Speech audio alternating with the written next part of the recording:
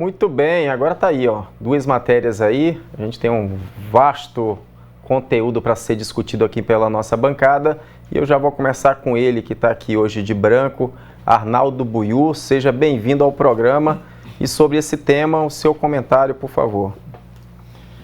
E primeiramente, meu boa noite a todos os nossos telespectadores, os nossos velhinhos, velhinhas, né, da qual tenho a honra de participar e ser dessa classe dos idosos.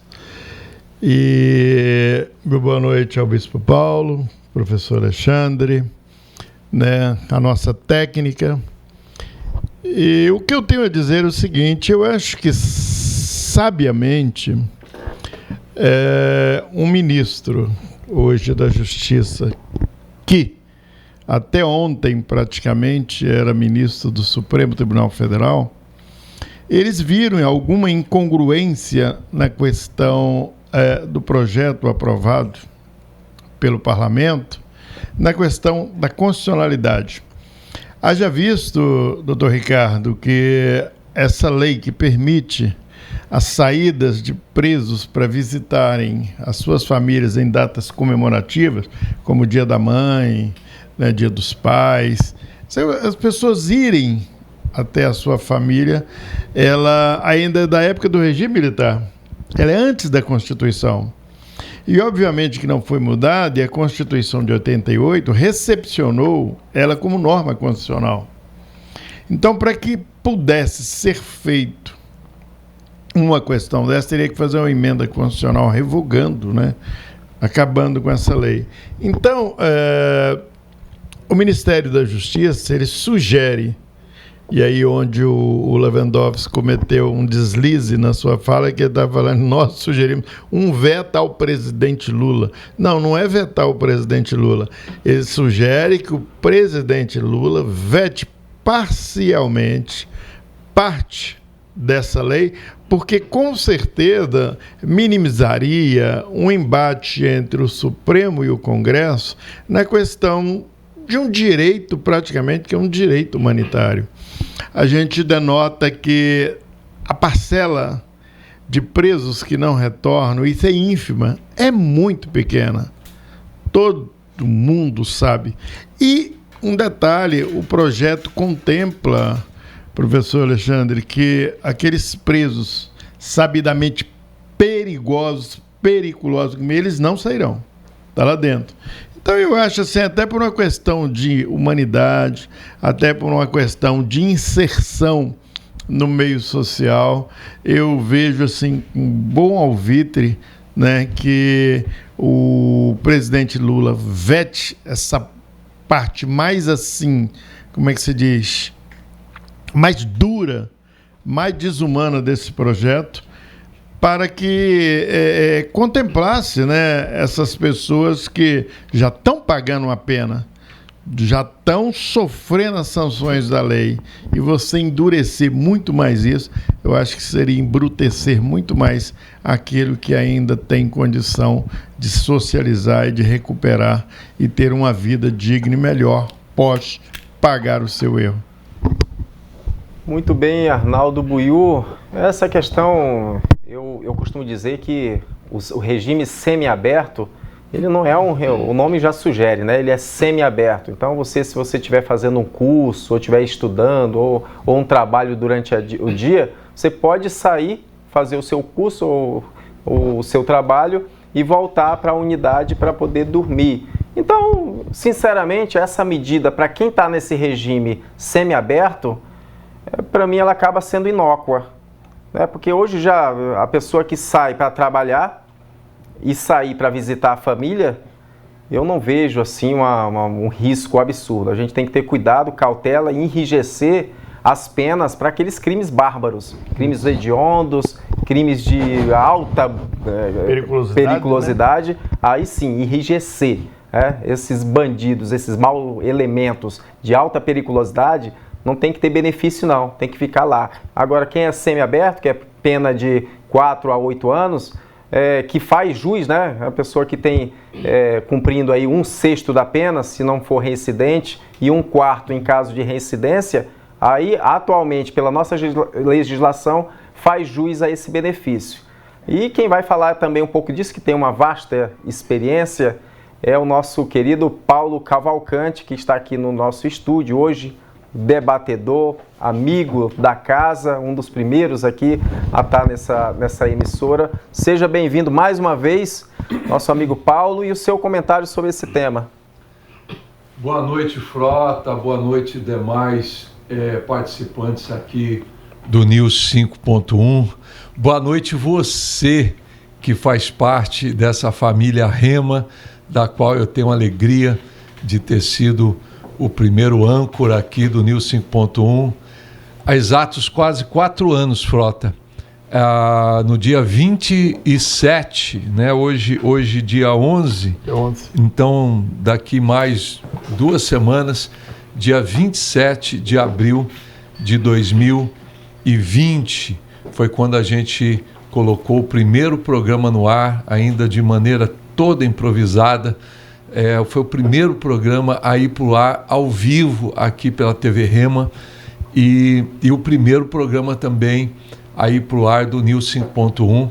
Há exatos 4 anos atrás, dia 27, nós vamos comemorar o início desse programa e eu tive o privilégio de estar ancorando esse momento especial, um sonho que veio do nosso coração e que, graças a Deus, tem feito aí a comunicação da TV rondoniense e de Porto Velho mudar.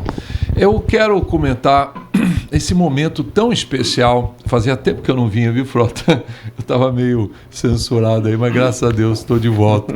Deixa eu falar uma coisinha para vocês. Olha, gente, quando a gente vê um ex-membro da Suprema Corte, né, uma pessoa que não estamos falando de qualquer um, estamos falando de Lewandowski, né? Um cara que teve durante eu não sei quantos anos, eu acho que foram mais de 20 anos aí à frente, né, do Tribunal da Suprema Corte e também presidiu a Suprema Corte, foi decano. E agora, né, como ministro da Justiça, defender, né, o indefensável é uma coisa muito séria, né? Quando você pede para que seja censurado uma lei que foi aprovada na Casa de Leis.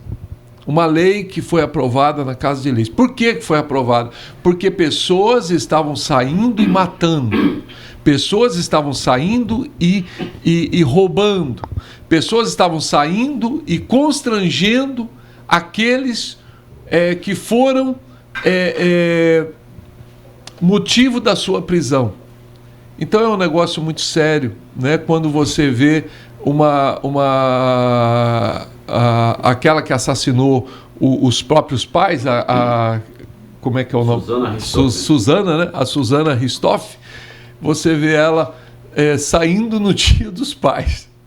Seria só se for para visitar os pais no cemitério, se não fosse trágico. Paulo, visitar os pais no cemitério. A própria Frota, a própria que executou os pais com requinte de crueldade, saindo, né, na saidinha dos Dias dos Pais.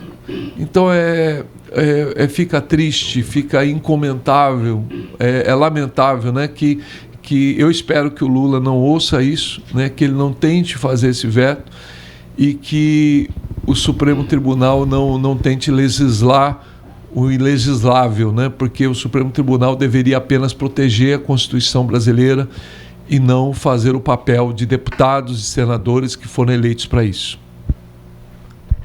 Muito bem, grande amigo, é uma honra tê-lo você aqui para debater esses assuntos tão polêmicos. Eu reforço a ideia, né, de que a gente precisa respeitar o legislativo.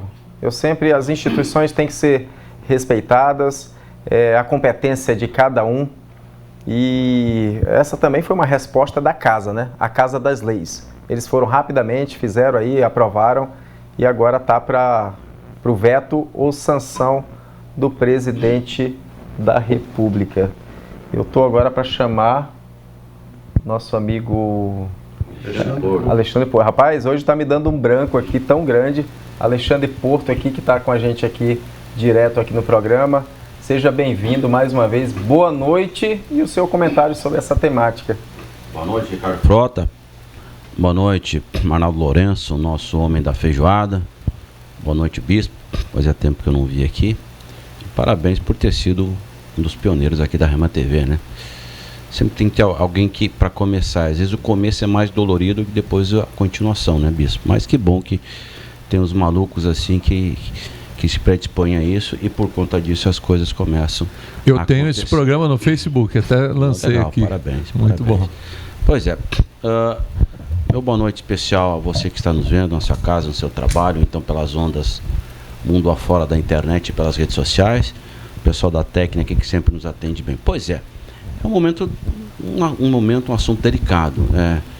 Acho que tem direito, sim, tem direito, mas a gente tem que começar também a falar em deveres. Porque todo mundo só gosta de direito, e os deveres? Se estão lá porque alguma coisa fora da lei foi feita. Tem que respeitar o ser humano. Sabemos que os nossos presídios, o índice de ressocialização é beira o 0%. Agora, o bispo citou um exemplo interessante. Será que está certo uma pessoa que matou os pais sair no Dia das Mães? Eu já tenho a liberdade para sair no semiaberto, me corrige aqui o Dr. Ricardo, se eu estiver errado. Sai durante o dia, volta à noite. Isso por só já é uma saída. Sou favorável, sim, se está estudando, se está fazendo uma coisa assim. Agora, por outro lado, eu confesso que eu tenho dúvida. Se tem de fato esse direito ou não. Porque tem há 3, 4 décadas esse direito, isso não significa que não pode ser revisto. Acho que a lei deve ser adequada ao momento que se está vivendo. E se nós vamos fazer uma pesquisa com a sociedade, certamente uns 60% a 70% vai ser favorável à não liberação nessas saidinhas. Então, é acompanhar. Se falar o ministro, né? Ele ficou 17 anos, viu, Bispo? De 2006 a 2023. 17 anos como ministro do STF. Num período desse chegou a ser presidente do STF.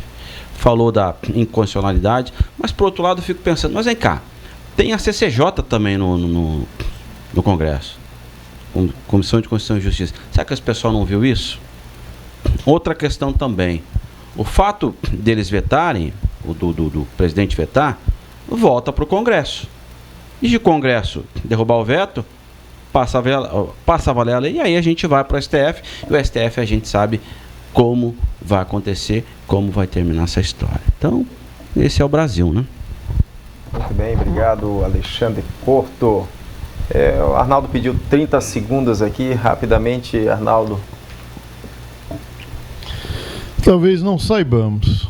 E talvez não saibamos, até em função da conjuntura, do que está se prevendo aí agora, aqueles que votaram a favor do enrijecimento, do endurecimento dessa legislação, talvez agora possa até voltar atrás, porque muitos dos seus agora estão sendo presos, como o caso dos brasões, como tantos outros, como o caso daqueles que cometeram aquelas, eu chamo de bobagem, né, no 8 de setembro, e já estão sendo cobrados por isso.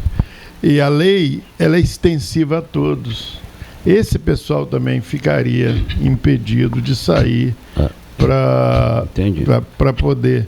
Então, talvez isso já seja uma conotação de um acerto praticamente negociado lá na frente. Porque tudo é negociado. O Lula poderia vetar isso de boa, tranquilo. Vetar não, poderia sancionar do jeito que estava e tudo. Mas eu acho que já tem pedido de alguém, porque agora estão atingindo os criminosos, também, né, os fortes, de colarinho branco, e eles não vão querer ficar sem esse benefício, sabe, professor? Eu penso que isso aí está sendo uma saída negociada. Mas é que você falou uma questão interessante, e eu gosto muito disso, lei igual para todos. Você falou no 8 de janeiro.